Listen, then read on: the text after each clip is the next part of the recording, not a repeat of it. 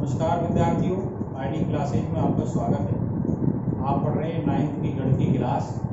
आज नया अध्याय पढ़ेंगे, अध्याय 3 निर्देशांक ज्यामिति। आइए समझेंगे निर्देशांक ज्यामिति क्या है। ध्यान दें, आपने पहले अध्याय में पढ़ा था संख्या पद्धति। तो उस अध्याय में आपने बहुत सी संख्याएं थी, आपकी वास्तविक संख्याएं, परमेय संख्याएं, है ना। बहुत सी संख्याओं को आपने एक संख्या रेखा पर प्रदर्शित किया था। तो देखिए, कोई संख्या रेखा पर कैसे प्रदर्शित किया था आपने। कोई रेखा आपने ली थी,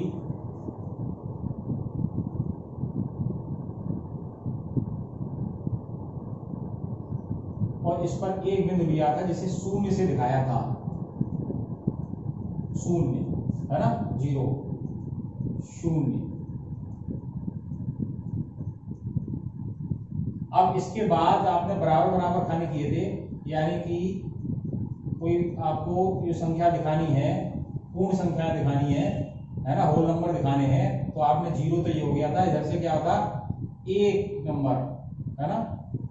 तो बराबर खाने दूरी लिया एक, यहाँ पर उतनी बराबर दूरी लिया तो 2 लिया था आपने, उतने ही बराबर पर 3 लिया था, उतने ही बराबर पर 4 लिया था। और ऐसे और संख्या लेनी तो और भी इस तरह ले सकती हैं। इसके इतने ही विपरीत और आपने माइनस की संख्या हो गई, तो ये पूर्णांक संख्या हो गई। जैसे अलग अलग आपने परमेय संख्या प्रदर्शित की थी। तो यहाँ अगर हम पूर्णांक में ले रहे हैं 1 2 3 4 प्लस की, इधर माइनस की ले रहे हैं, तो ये क्या हो गया, पूर्णांक हो गया, है ना, धन पूर्णांक और ऋण पूर्णांक। तो -2 -3 इस तरह आपने प्रदर्शित किया था, संख्या रेखा पर इसी मान को प्रदर्शित किया था। संख्या रेखा पर अगर आपको 2.5 प्रदर्शित करनी है तो कैसे कर सकते थे। 2 और 3 के बीच में 10 खाने होते थे और 5 खाना बीच में आएगा तो 2.5 इससे प्रदर्शित करते थे। ये रेखा आपने क्षैतिज रेखा है। कैसी है ये, क्षैतिज रेखा।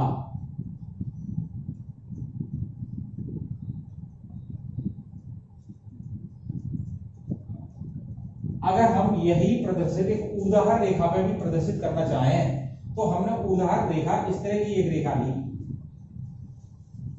इसका भी एक बीच का बिंदु मान लिया हमने, ये शून्य है। तो इसके ऊपर की तरफ +1 +2 इसी तरह से चले, इसके नीचे की तरफ -1 और -2। तो जैसे संख्या इस पे आप दिखा सकते हैं, वैसे ही संख्या इस पर दिखा सकते हैं। ये तो अभी आपको समझना था। अब इसका क्या यूज है वो बताऊंगा। अब आगे समझिए, एक प्रश्न मैं आपसे करता हूं, वो बताइए।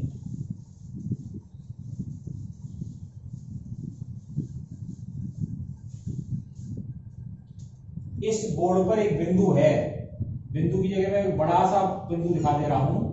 ये बिंदु है एक बड़ा। अब मैं आपसे ये पूछूं, ये बिंदु की स्थिति बताइए, ये बिंदु कहां पर है, तो आप कैसे जवाब देंगे।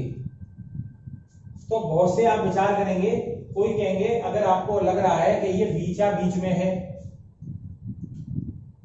अब आपको लगता है कि भाई ये दूरी कम है और ये दूरी ज्यादा है, तो आप कहोगे ये क्या है, ऊपर की तरफ ज्यादा है, नीचे की तरफ कम है, या बाईं तरफ से ज्यादा है या दाईं तरफ से कम है।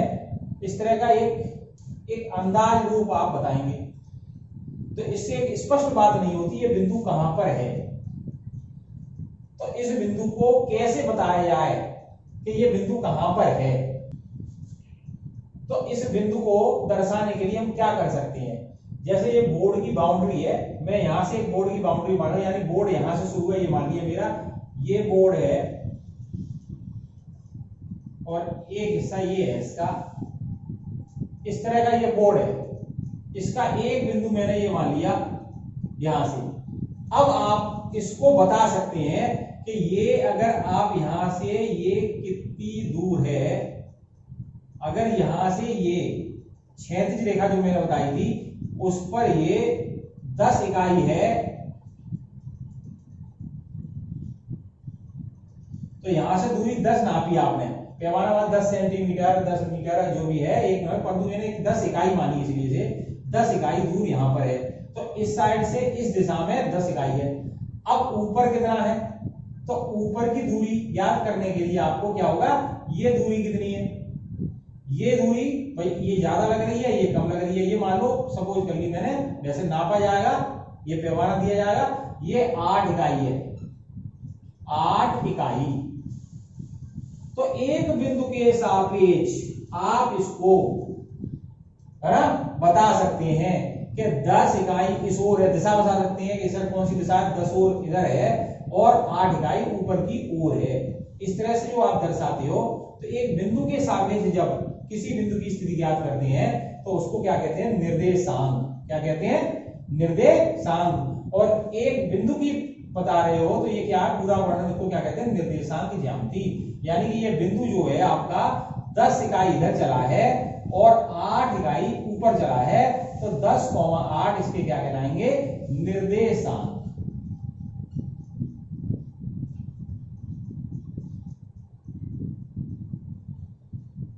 तो इस तरह से किसी बिंदु को निरूपित करने के लिए है ना, हमने 2 लाइन ली है, एक क्षैतिज रेखा, एक ऊर्ध्वाधर रेखा। जैसे संख्या रेखा पर या 2 संख्या रेखा मान ली, एक क्षैतिज रेखा, एक ऊर्ध्वाधर रेखा, है ना। तो उस पर प्रदर्शित जो बिंदु किए जाते हैं, एक बिंदु के सापेक्ष प्रदर्शित करते हैं, उसको क्या कहते हैं, हम निर्देशांक कहते हैं। क्या कहते हैं, इस बिंदु की स्थिति जो आप बताते हो उसे निर्देशांक कहते हैं। और पूरा जो में आप ये गणित पढ़ रहे हैं उसको क्या कहते हैं, निर्देशांक की ज्यामिति, है ना। ज्यामिति, संरचना कहाँ है उसकी, तो स्थिति कहाँ है ना, निर्देशांक की ज्यामिति। तो अब निर्देशांक ज्यामिति में क्या क्या टर्म्स आपको आना चाहिए, क्या जानकारी होनी चाहिए, इसके बारे में बात करते हैं। तो देखिए, जो हमने ऊर्ध्वाधर रेखा और क्षैतिज रेखा खींची थी, तो हम आपका जो पेज है, आपके नोटबुक का पेज है या मेरा ये बोर्ड है, इसके क्या है, एक बीचा बीच में हमने एक रेखा ले ली।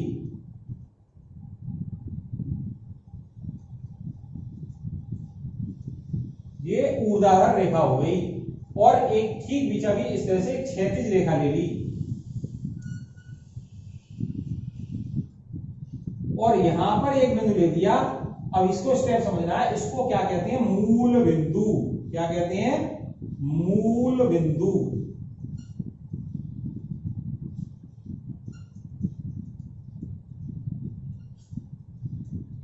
ये जो बताया मैंने, ये क्या है, मूल बिंदु। ठीक है। अब ये जो क्षैतिज रेखा बताई थी, इसको बोलेंगे हम एक्स अक्ष। एक्स अक्ष, तो ये एक्स अक्ष है, तो इधर एक्स एक्सिस से बदल करते हैं, एक्स एक्सिस पूरा अक्ष है। मूल बिंदु के इधर जैसे संख्या रेखा पे 0 से एक तरफ चलते हैं और 0 से दूसरी तरफ चलते हैं, ये क्या कहलाता है, एक्स अक्ष, है ना। और ये विपरीत यानी माइनस एक्स, पूरी रेखा हुई एक्स एक्स डैश। इसी तरह से जो ऊर्ध्वाधर रेखा खींची थी वो वाई अक्ष, और विपरीत माइनस वाई अक्ष यानी कि वाई वाई डैश, पूरा अक्ष हो गया वाई वाई डैश। इस तरह से इसको बांटेंगे, ठीक है ना। ये मूल बिंदु हो गया। मूल बिंदु से इधर चलेंगे जितना भी एक्स अक्ष पर जो भी नाप मापनी है, और इधर चलेंगे माइनस में एक्स अक्ष पर, प्लस में वाई पर चलेंगे ऊपर, और माइनस में वाई में चलेंगे नीचे। ये समझ में आपके आना चाहिए, ठीक है।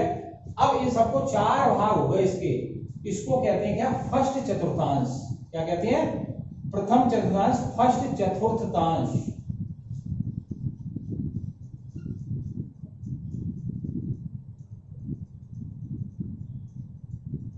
तो ध्यान देना है, फर्स्ट चतुर्थांश, सेकंड चतुर्थांश, तो 4 हिस्से में आपको दिख रहे हैं, कौन कौन से हो गए,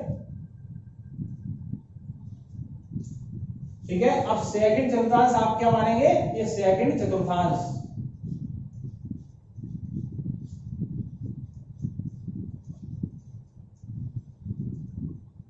ये इसी तरह से थर्ड चतुर्थांश हो गया। कौन सा हो गया, थर्ड। क्रम से चलेंगे, फर्स्ट सेकंड थर्ड, और ये कौन सा हो गया, फोर्थ चतुर्थांश,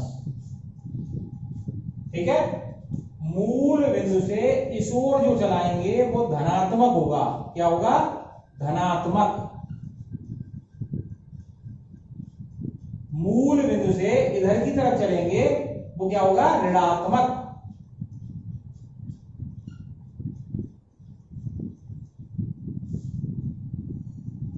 ठीक है। मूल बिंदु से वाई अक्ष की तरफ चलेंगे यानी ऊपर की ओर चलेंगे तो ये क्या होगा, धनात्मक।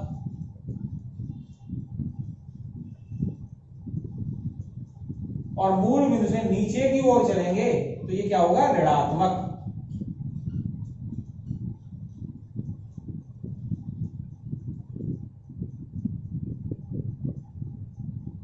तो इस तरह से ये जानकारी आपको होनी चाहिए। अब एक्स अक्ष पर चली गई दूरी को भुज कहते हैं। क्या कहते हैं? एक्स अक्ष पर चली गई दूरी भुज, ठीक है। और वाई अक्ष पर चली गई दूरी कोटि कहलाती है। ये समझ में आना चाहिए। एक्स अक्ष पर चली दूरी, एक्स अक्ष पर चली दूरी क्या कहलाती है? भुज। ऐसे ही वाई अक्ष पर चली दूरी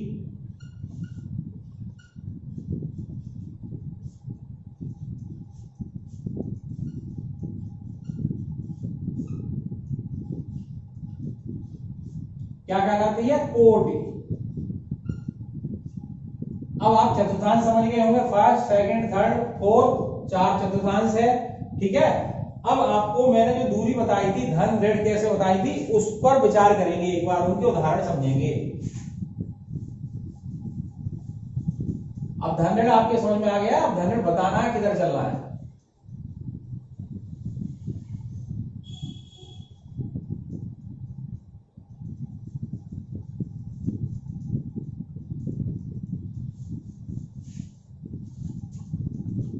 अब आपको मान लो +3 है ना, क्या दिया है? एक बिंदु दे रखा है +3, ये भुज दे रखा है ना। और यानी भुज और कोटि कैसे देते हैं? अब एक कोष्टक में लिख देते हैं, भुज को निर्देशांक बोलते हैं, जो भुज कॉमा कोटि। इस तरह से जो लिखने की तरीका है इसे बोलते हैं निर्देशांक। क्या है ये? निर्देशांक।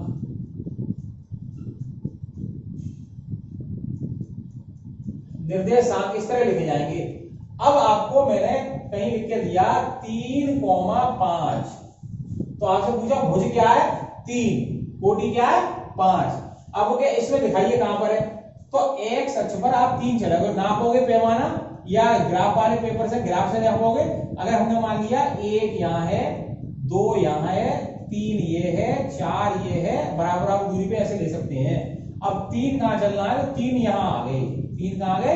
यहां आ गए। और 5 किस पर चलना? बाई अक्ष। कोटि क्या है? बाई अक्ष, बाई अक्ष वाली। तो बाई अक्ष पर 5 चलना है। ऐसे यहां पर खाने हैं 1 2 3 4 5 है ना, 6 7 कुछ भी है। तो आपने क्या 3 की सीध में इस वाली लाइन पे, इधर तो 3 दूर था और इस पे कितना 5 दूर था। जैसे मैंने सबसे पहले पॉइंट बताया था जो बोर्ड पे है ना, तो इधर से कितनी दूर पे? 3 पे, और उदाहरण पे कितनी? 5 पे। तो इस सीध में 5 पे चलेंगे तो ये पॉइंट आ जाएगा। तो ये जो निर्देशांक है वो 3,5 प्रदर्शित कर रहा है। क्या कर रहा है? 3,5, ठीक है। और कैसा आ रहा है? प्लस का। प्रथम चतुर्थांश में इसमें जो भी मान आएंगे वो प्लस के आएंगे। अब मान लो आपको -3,5 प्रदर्शित करना है। क्या करना है? -3,5। तो -3 किधर चलेंगे बताओ? ये भुज है, पहला वाला भुज था, भुज होता है एक्स अक्ष पर।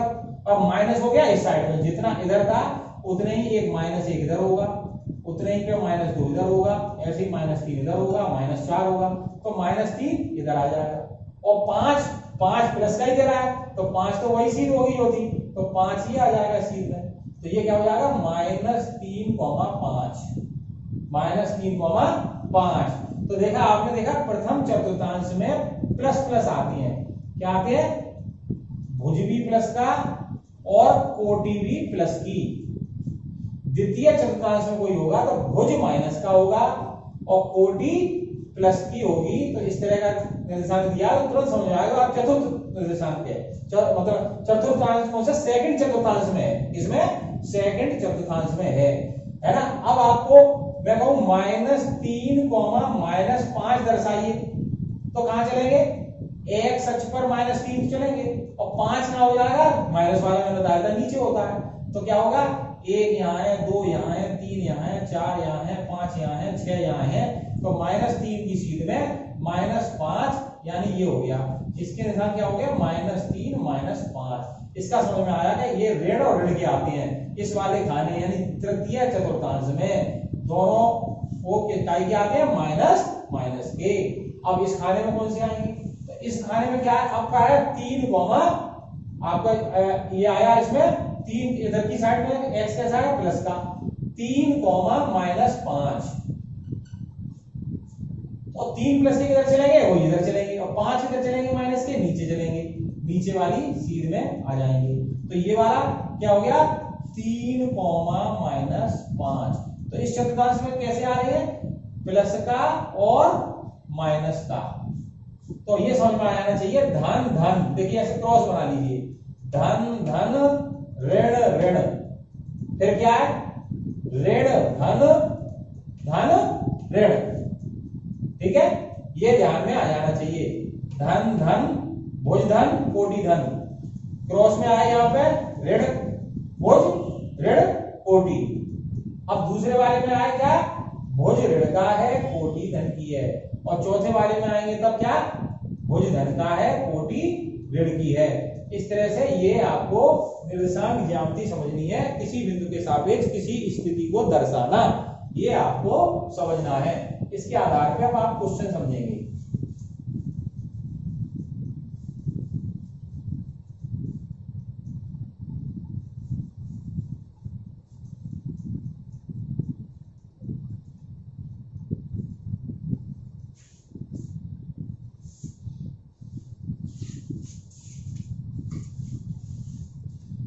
देखिए 3.1 प्रश्नावली जो है वो आप खुद पढ़ के देखेंगे, पढ़ने की है, इंटरेस्टिंग है, कुछ नहीं है इसमें, 2 सवाल दिए हैं, कुछ मार्केट दिए है ना, होगा तो बाद में विचार करेंगे, पहले एक बार आप खुद करके देखेंगे इसमें क्या दिया है, क्या समझेंगे, इस तरह समझने की कोशिश है ना। यही निर्देशांक बताने हैं कैसे कहाँ रोड जा रहा है क्या जा रहा है, और इस आधार पर हम पहले प्रश्नावली 3.2 समझते हैं, जिससे स्पष्ट समझ में आ जाएगा क्या दर्शा रहा है।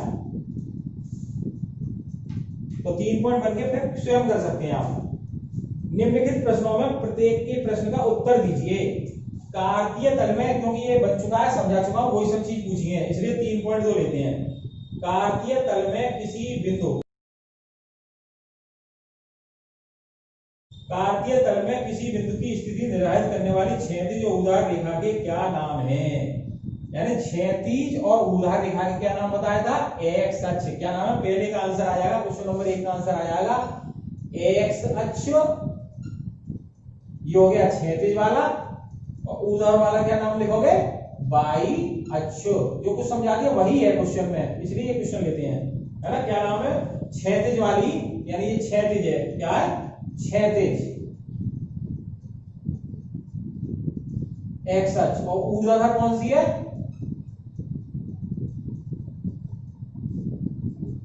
ये कौन सी है वाई अक्ष। ये पहले का जवाब हो गया। क्वेश्चन नंबर 2, इन 2 रेखाओं से बने तल के प्रत्येक भाग के नाम बताइए। ये प्रत्येक भाग 4 भाग बने, तो मैंने बताया था क्या फर्स्ट चतुर्थांश, क्या लिखेंगे फर्स्ट, मैं लिख चुका हूं पहले फर्स्ट चतुर्थांश। ये कौन सा हो जाएगा सेकंड चतुर्थांश, ये क्या हो जाएगा थर्ड चतुर्थांश, ये क्या हो जाएगा फोर्थ चतुर्थांश। वही बात है जो बता दिया मैंने। उस बिंदु का नाम बताइए जहां ये दोनों रेखाएं प्रतिच्छेद करती हैं, यहां से काटती हैं। ये क्या बताया था मैंने मूल बिंदु, क्या मूल बिंदु। ये आपके तीसरे क्वेश्चन का आंसर हो गया मूल बिंदु। अब एक उन्होंने चित्र दिया है, उसके आधार पर निर्देशांक पूछे हैं इसने, देखें ये पहला क्वेश्चन हो गया आपका।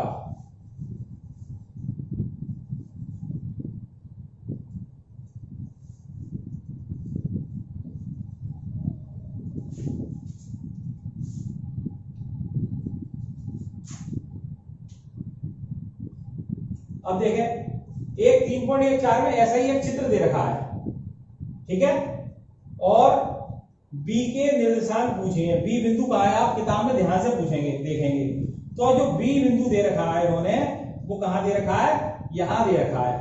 या इसके निशान बना लेते हैं। चलिए देखिए उन्होंने दे रखा है 1 2 3 4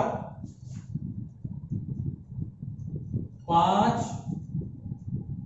और 6 तक ये दे रखा है इधर, और इधर भी ये शून्य हो गया मूल बिंदु, ये -1, ये -2, ये -3, ये -4 और ये -5। इस तरह से इधर चलेंगे। ऐसे ऊपर दिया है 1, जैसे मैंने आपको समझाया वही चीज है, 2 3 4 5 और 6। ये आपका y अक्ष था, ये x अक्ष था, x डैश y डैश। नीचे भी इसी तरह दिए -1 -2 -3 -4 -5। ठीक है। अब देखिए इन्होंने कहा है b के निर्देशांक, b कहां पर है, b आपको इस सीध में दे रहा है और कहां दे रहा है, इसके 2 की सीध में।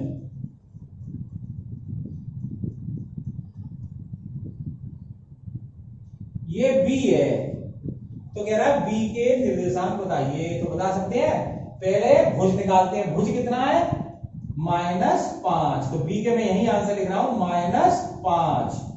और कोटि क्या है, प्लस डायरेक्शन में गई है और कितने 2 दूर है, कितनी 2 इकाई। तो -5,2 पहले का आंसर हो गया, फर्स्ट का आंसर हो गया। b कहां पर है, इसका आंसर हो गया -5,2। ठीक है। अब c कहां दिखा रहा है इस किताब में, तो c आपको क्वेश्चन से करना, c दिखाया है उसमें यहां 5 की सीध में और इधर -5 की सीध में।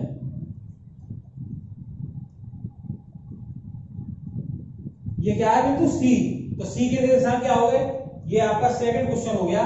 मैं यही डाल देता हूं, सेकंड क्वेश्चन का जो आंसर हो गया वो c के। x अक्ष पे कितना चला, x अक्ष पे चला 5 और y अक्ष पे कितना चला -5।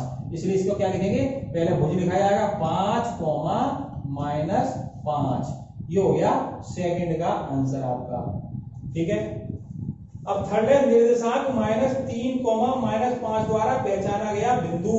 -3 किधर चलेंगे बताइए, -3 यहां चलेंगे और -5 कहां चलेंगे, इस सीध में।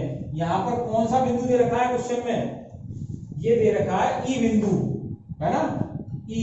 तो यही आंसर हो गया आपका, क्या हो गया आंसर, ये दे रखा था -3, 5 पे पहचानेंगे यहां से, तो ये ई बिंदु है। तो ये आ गया आपका आंसर थर्ड का। अब ऐसे ही एक और दिया है, निर्देशांक 2, -4 द्वारा पहचाना गया बिंदु। क्या चलेंगे बताइए, 2 यहां है और -4 किधर चलेंगे, -4 नीचे। तो ये वाला बिंदु कौन सा है, इस चीज में इन्होंने कहा दिया है 2, -4 को जो जी बिंदु से दिखाया है यहाँ, क्या है जी बिंदु। ये आपका आंसर हो गया फोर्थ। कौन सा हो गया, फोर्थ क्वेश्चन का आंसर हो गया। अब फिफ्थ दिया डी का भुज। डी कहां पर है, डी दिया है इन्होंने 6 के ऊपर और कितना ऊपर, 2 की सीध में। ये बिंदु ये दिया डी, इसका भुज पूछा है। भुज क्या होता है, x, यानी डी का भुज कितना हो गया, भुज बराबर 6, x अक्ष पे चली गई दूरी, तो भुज बराबर 6। ये आंसर हो गया फिफ्थ का। अब बिंदु h की कोटि, h कहां है कुछ देखें चित्र में, h आपका दिया है ये -5 की सीध में और -3 की सीध में।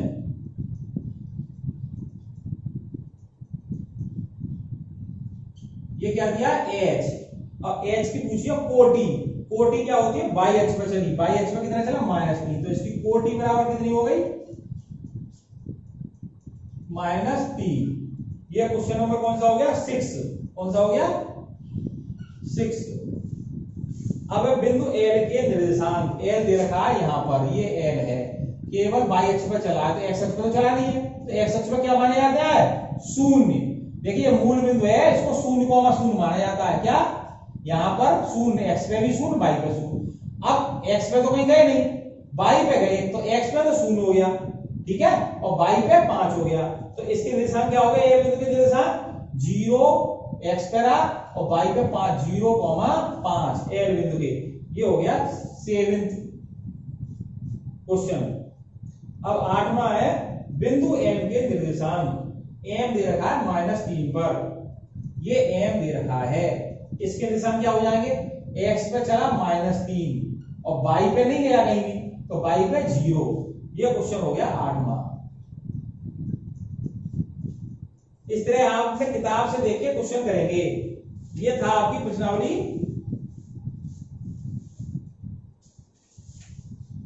3.2।